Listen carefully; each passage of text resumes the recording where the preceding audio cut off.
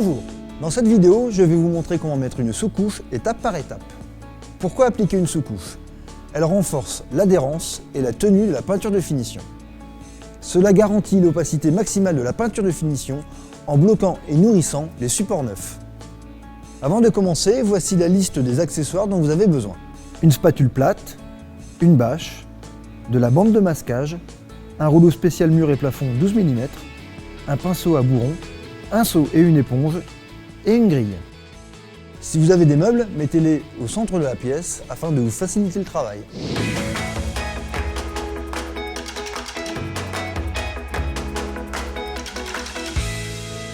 Je commence par poser la bâche sur le sol. Je passe l'aspirateur afin d'éliminer toutes les poussières qui pourraient s'accrocher. La sous-couche plaque de plâtre peut également s'appliquer sur les enduits de lissage et de rebouchage.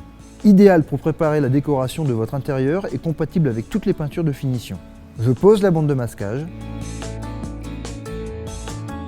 Je prépare mon rouleau spécial mur et plafond 12 mm et mon pinceau à bourron. Je ne les passe surtout pas à l'eau, mais j'utilise un scotch pour bien retirer toutes les fibres non adhérentes du rouleau.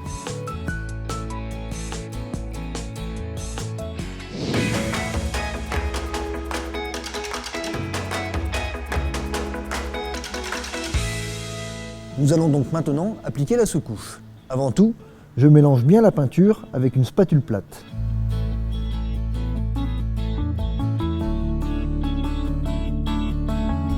Je place la grille dans le bac.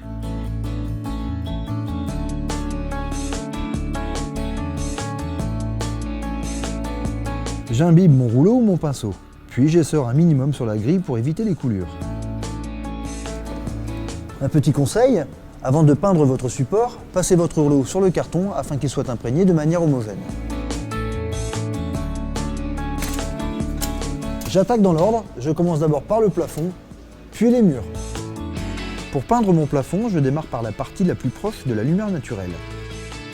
Puis, je continue par carrés de 1 m sur 1 m en commençant par la partie non peinte pour finir en douceur sur la partie peinte. On applique sur la largeur du plafond et non la longueur. Cela évite les traces de reprise. Je finis en lissant en direction de la lumière naturelle.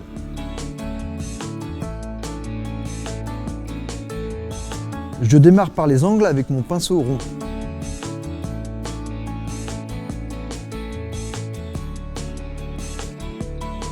Et immédiatement, j'enchaîne avec mon rouleau afin que la peinture appliquée avec le pinceau et avec le rouleau sèche en même temps.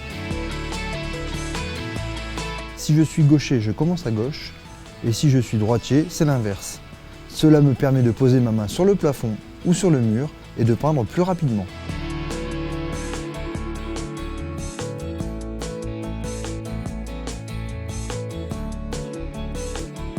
Je peins par bande de haut en bas, puis de bas en haut. Dès qu'il y a des taches, les nettoyer immédiatement à l'eau.